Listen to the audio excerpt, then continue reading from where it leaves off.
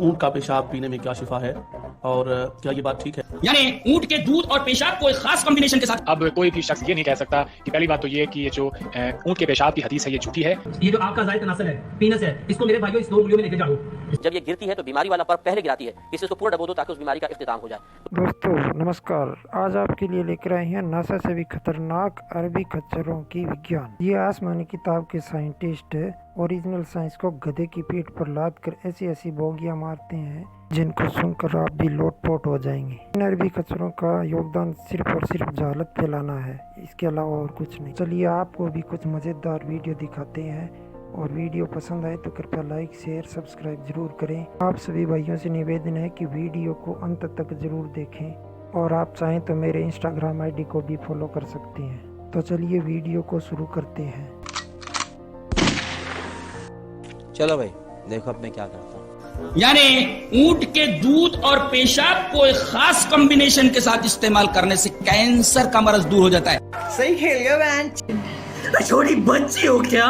ये तहकीक डॉक्टर फातिन एक लड़की हैं, एक खातून हैं, उन्होंने इसको शुरू किया और ये तहकीक जब आगे बढ़ी तो this research had started at Sharjah university and completed at the cancer institute in Baghdad. पैसा बर्बाद बहन चोद। हमल के इस वसाइल के इस्तेमाल से मर्दों के जिस्मानी निज़ाम में बरहमी पैदा हो सकती है। हमल तदबीर इख्तियार करने से जब मर्द को अपनी उसकी जो डिज़ायर्स हैं पूरी तरह से पूरी नहीं होंगी, जो अज़ल का तरीका है ना, कॉन्डोम वगैरह का तरीका। Wait a minute. Who are you? मैं कल अपने बच्चों को, मेरे माशाल्लाह 12 बच्चे, बार बार बिठा के देखता रहा, यार इनमें से कौन सा वाला है तो गलत पैदा हुआ है जिसको नहीं पैदा होना चाहिए। हमल रोकने की तदबीर औरत इख्तियार कर रही है। औरत के साथ नुकसान किसको होगा? मर्द को भी नुकसान होता है इसका। पड़ रही आप अपनी जबान पे कोई शॉपर रखो और फिर आप कोई चीज खाना शुरू कर दो, ये नेचुरल होगा? जबान से जब हम कोई भी चीज रखते हैं ना तो फौरन एक जबान लो आप खारिज करना शुरू करती है जो उस चीज को हजम। कुदरत ने पूरी एक उस हिसाब से डिजाइन किया है।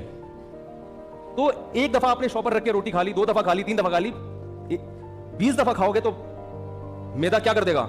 हजम करना छोड़ देगा, नुकसान होना शुरू हो जाएगा। चुप हो जा, सातवीं फेल, चुप हो जा। जब आप अस्पंजे से फारिग हो जाओ तो मेरे भाइयों, एक तो अपने ना ये जो आपका जायद तनासल है, पीनस है, इसको मेरे भाइयों इस 2 उंगलियों में लेके जाओ। मैं तुम्हारे बाप का नौकर नहीं हूँ। इसको क्या करो? इसको झाड़ो। पहले नंबर पे ऐसे भी झाड़ सकते हैं, ऐसे भी झाड़ सकते हैं। इसको अच्छी तरह निचोड़ो ताकि कोई कतरा इसमें रह ना जाए। दूसरे नंबर पे मेरे भाइयों, एक दफा उठो फिर बैठो, फिर उठो फिर बैठो, फिर उठो फिर बैठो, 10 दफा उठो और बैठो। जब आप 10 दफा उठोगे और बैठोगे तो कोई कतरा आपका रहेगा।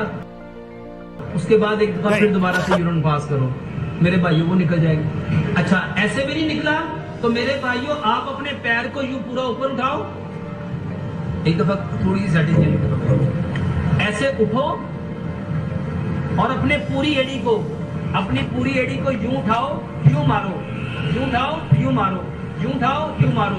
इसको 10 बार ऐसे मारो।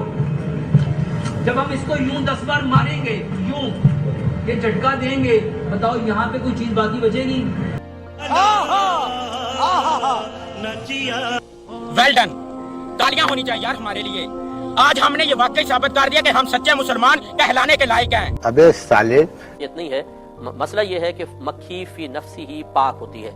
पाक का मतलब यह है कि चूंकि इसमें बहता खून नहीं है, इसलिए खुद नबी करीम सल्लल्लाहु अलैहि वसल्लम ने इरशाद फरमाया कि अगर मक्खी तुम्हारे मशरूब में गिर जाए तो उसको डबो दो और फिर निकाल के फेंक दो और उस मशरूब को इस्तेमाल कर लो, क्योंकि मक्खी के 2 पर हैं, इनमें एक में बीमारी है और दूसरे में अल्लाह तबारक व तआला ने शिफा रखी है। जब ये गिरती है तो बीमारी वाला पर पहले गिराती है, इसलिए उसको पूरा डबो दो ताकि उस बीमारी का इख्तिताम हो जाए। बात तो सही है। तो जरूरी नहीं है कि बहरहाल अगर तबीयत कराहत करती है तो उसको इस्तेमाल ही किया जाए, फिर किसी को मतलब और किसी को दे दें बगैर बताए, ये शरन जायज है। अगर खुद तबीयत कराहत कर रही है तो चीज को जाया या नेमत को जाया करने से बेहतर है किसी और को दे दिया जाए। ऊंट का पेशाब पीने में क्या शिफा है और क्या ये बात ठीक है? नबी सल्लल्लाहु अलैहि वसल्लम के मुबारक जमाने में कुछ लोग न्यू मुस्लिम बनकर आए मदीना शरीफ में, और अराब थे, पेंडू लोग थे, गांव के रहने वाले, मदीना शरीफ की आबो हवा उनको रास ना आई, उनको खारिश की बीमारी लग गई।